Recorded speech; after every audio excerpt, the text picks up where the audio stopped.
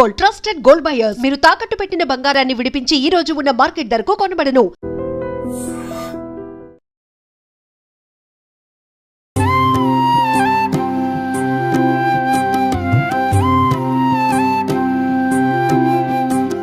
నమస్తే అమ్మా. నమస్తే అమ్మా. అమ్మ, కృష్ణుడు మాటకారి, చమత్కారి. అవునమ్మా. అసలు తల్లిని కూడా మైమర్పించేలా మాట్లాడతాడు. అసలు అలా ఆలోచించి ఏమన్నాడు ఆలోచించేలోపు అటు నుంచి అంతే కదా. అలాంటి కొన్ని ఇన్సిడెంట్స్, తల్లిని ఆట పట్టించే ఇన్సిడెంట్స్ ఏమైనా? అబ్బా, ఏం అనుభవించిందమ్మా యశోద. తలుచుకుంటేనే ఆనందంగా ఉంటుంది. అవి చదివి లేక విన్నట్టయితే ఏ స్త్రీ అయినా నేను యశోదనైతే ఎంత బాగుండేదో అనిపించకుండా ఉండదు. మరే అమ్మా, తల్లిని ఎంత ఆట పట్టించాడమ్మా, మామూలుగా కాదు. ఈవిడ తెల్లబోతూనే ఉంటుంది పాపం ఎప్పటికప్పుడు. మరే అట్లాంటి వాటిల్లో ఒకటి అన్నం పెట్టేటప్పుడు చేసేటటువంటి కథ. ఒకటా రెండా? బయట ఎన్ని చేసినా అన్నం దగ్గరికి వచ్చేప్పటికి అమ్మ దగ్గర పేచీనే వస్తుంది ఎట్లాంటి పిల్లల కన్నా. మరే కృష్ణుడికి కూడా అదే పద్ధతి. యశోదకి తప్పలేదు. అదే పద్ధతి. పెరుగన్నం తినమంటే పెరుగన్నం తినను అని పేచీ పెడుతున్నట్ట. ఎందుకంటే తినుంటాడు కదమ్మా, బయట బోళ్ళు పెరుగు తినుంటాడుగా. అంత ఇష్టం కదా, అన్ని చోట్ల తినే ఉంటాడు. అంటే నాకేం లేదు, నేను ఎక్కువ తినలేను, నాకు చిన్న బొజ్జ, ఎక్కువ తినలేను అని తల్లి దగ్గర చూపించుకోవాలి కదా. అందుకని తినను అన్నట్ట. అన్నం తింటే జుట్టు బాగా పెరుగుతుంది అందిట ఆవిడ, పెరుగన్నం తింటే. అయితే పెట్టమన్నాడు. పాపం పెట్టింది. 2 ముద్దలు తిన్నాక ఇట్లా చూసి, ఎంత పెరిగిందా, పెరగలేదే అన్నట్టు. అంటే ఇట్లా నోట్లో అన్నం పెరుగు ముద్ద పెట్టగానే ఇక్కడ జుట్టు పెరిగిపోయిందా? ఈ రోజుల్లో పిల్లలకి అదే కదా. మనం వాళ్ళ పేచీ పెడుతూ ఉంటే మనం అదే చెప్తాం, వాళ్ళకి ఏది ఇష్టం ఉంటే అదని చెప్తాం. ఏది నీకు మ్యాథమెటిక్స్ బాగా వస్తాయి తెలుసా, బెండకాయ కూర తింటే అని చెప్తాం. నిజం కూడా. అంచేత నాకు లెక్కల్లో మంచి మార్కులు లేదు, రోజు బెండకాయ కూర తిను లేదా పొట్లకాయ కూర తిను, లెక్కలు బాగా వస్తాయి అని చెప్తామే. అట్లా మరి వాడికి జుట్టు జురపాల మీద ఇష్టం ఉన్నట్టుంది. అందువల్ల జుట్టు బాగా పెరుగుతుంది అంటే వెంటనే 2 ముద్దలు తిని ఏది పెరగలేదు అన్నట్టు. అంటే తల్లిని నువ్వు చెప్పింది నిజంగా సుమా అని చెప్పడం ఇది. అలాగే ఇంకొకటి, నువ్వు అన్నం తినకపోతే బూచాడు వస్తాడు. బూచాడు వస్తే వాడు తీసుకెళ్ళిపోతాడు, వాడి బుట్టలో జోలలో వేసుకుని తీసుకెళ్ళిపోతాడు అందుట. అమ్మ నాకు భయం వేస్తుంది, బూచాడికి ఇవ్వకమ్మా అని ఏడిచట్ట. అంటే అంతటి వాడు తల్లి దగ్గర ఎన్ని వగలిపోయాడు. బూచాడు వచ్చాడని భయంట ఈ పిల్లాడికి, బూచాడికి ఇచ్చేస్తానని భయంట.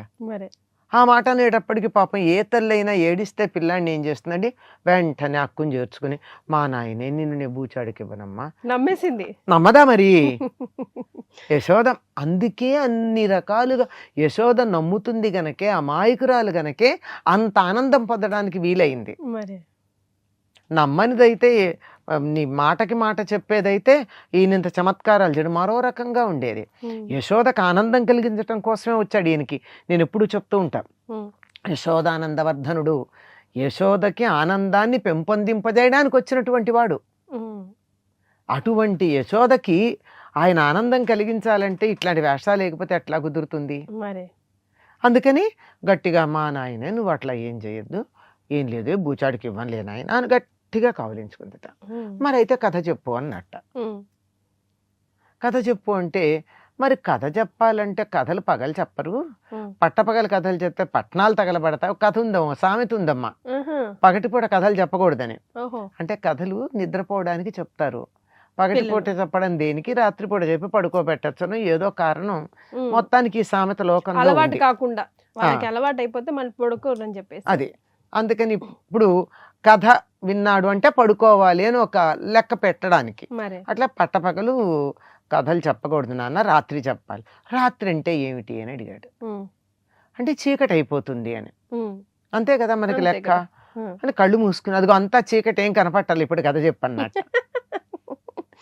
యశోద ఏం చేస్తుందమ్మా? ఏం చేస్తుంది, అయ్యో అనుకుంటుంది. ఏమో, నన్ను తెలివి తక్కువ దాన్ని చేస్తున్నాడు, నేను తెలివిగలదాన్నా, తెలివి తక్కువ దాన్నా, వాడు తెలివిగలవాడా, అసలు నేనేమిటో అయోమయం అని అనుకుని తన గురించి తానే అయోమయ స్థితిలో పడిపోయేటటువంటి స్థితికి యశోద వచ్చేసే పరిస్థితి ఉందే, అది మనకు కనపడుతుందమ్మా. ఇవన్నీ కూడా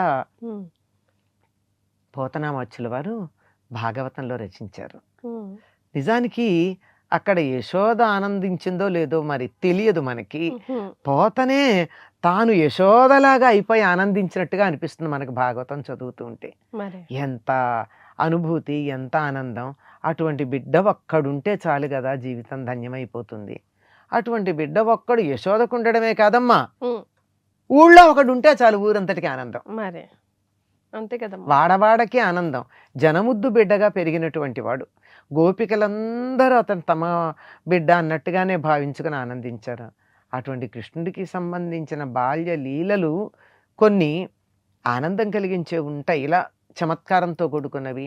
కొన్ని ఆపదల నుంచి రక్షించేవి కూడా ఉంటాయి, అలాంటివి ఉంటాయి. అమ్మ ఎక్కువ శాతం మన యశోద కృష్ణులవే వినిపిస్తాయి, తండ్రి గురించి ఎక్కువగా వినిపించవు. ఎందుకని అంటే తండ్రి పనులు చేసుకోవడానికి వెళ్తాడు, ఊరికేమో పెద్ద, ఊళ్ళో వ్యవహారాలన్నీ చూసుకోవాలి అంచేత. అయినా పిల్లలకి తల్లి దగ్గర ఉన్నంత చనువు తండ్రి దగ్గర ఉండదు కదా అనుకోండి. తండ్రి దగ్గర కొంచెం భయం ఉంటుంది. తండ్రి దగ్గర మాట్లాడినవి ఉన్నాయి, లేకపోలేదు. కాకపోతే ఇలా తల్లి దగ్గర ఆట పట్టించినట్టుగా కాదు. తండ్రి దగ్గర ఆ తండ్రి అంటే కొంచెం ఆ తేడా ఉంటుంది కదా. మా తల్లి దగ్గర ఉన్న చనువు తండ్రి దగ్గర ఉండదు. ఆయన దగ్గర మాట్లాడిన కూడా ఉన్నాయి. ఎక్కడ చాలా ప్రధానమైనటువంటి పెద్ద ఘట్టానికి నాంది పలికింది ఉంది తండ్రి దగ్గర మాట్లాడిన మాట. వాళ్ళు ఇంద్రయాగం చేస్తామంటే, ఇంద్రయాగం చేస్తామంటున్నారు, ఇది శాస్త్రసమ్మతమా, ఆచారమా, ఎందుకు చేస్తున్నారు, ఎందుకు చెయ్యాలి అని అడిగాడు. ఇంద్రుడికి యాగం చేస్తే ఆయన సంతోషిస్తాడు. సంతోషిస్తే మేఘాలను వదిలిపెడతాడు. మేఘాలను వదిలిపెడితే వానలు పడతాయి. వానలు పడితే పచ్చిక పెరుగుతుంది. పచ్చిక పెరిగితే ఆవులు బాగా పెరుగుతాయి. ఆవులు బాగా పెరిగితే పాడి పంట ఉంటాయి. పాడి పంట బాగా ఉంటే మళ్ళీ యజ్ఞాలు చేస్తాం మనం. అందుకు ఎవరో వచ్చేదో చేస్తారని ఎవరి కోసమో ప్రయత్నం చేయడం కాదు మనం చేయాల్సింది. మనుషులకు అసలు కర్మమే జీవులకు దైవము. మనం చేసే పనే దేవుడు మనకి. మన పని మనం చేసుకోవాలి కానీ ఎవరి మీద ఆధారపడకూడదు. మనం ఇంద్రయాగం ఏం చెయ్యక్కర్లేదు. ఇంద్రుడెవరు వానలు పడ్డానికి కారణం మనం చేసేటటువంటి పనుల వల్ల కదా రావాలి. మనమంతా మనకి వాన పడాలంటే ఏముండాలి, మేఘాలు అడ్డుకోవడానికి పర్వతాలు ఉండాలి. కనుక మనం గోవర్ధన పర్వతానికి పూజ చేద్దాం తెచ్చిన వస్తువులతో అని చెప్పి ఇంద్రయాగం ఆపించడానికి మాట్లాడాడు. అప్పుడే వాళ్ళు గోవర్ధన పూజ చేయడం, దాంతో ఇంద్రుడికి కోపం రావడం, రాళ్లవాన కురిపించడం. రాళ్లవాన కురిపిస్తే పర్వతాన్ని ఎత్తి వీళ్ళందరినీ ఆ పర్వతం కింద జాగ్రత్తగా భద్రంగా ఉంచి రక్షించడం 7 రోజులు ఇవన్నీ జరిగాయి.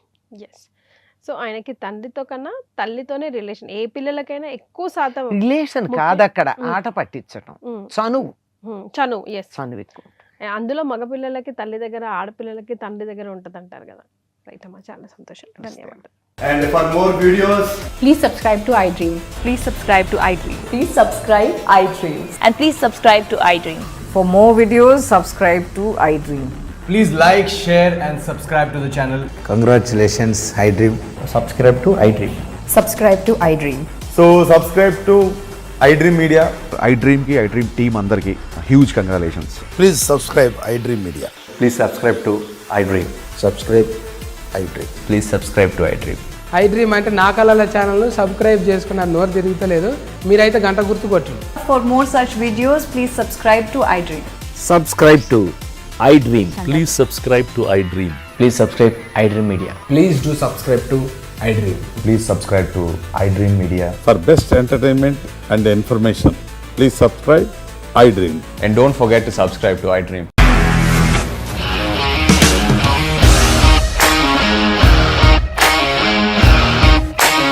ఇండస్ట్రీలో కమిట్మెంట్ ఇష్యూస్ వస్తే నీకు కూడా వచ్చినట్టు మార్నింగ్ తీసుకెళ్ళారంటే కొట్టి పడేస్తారు.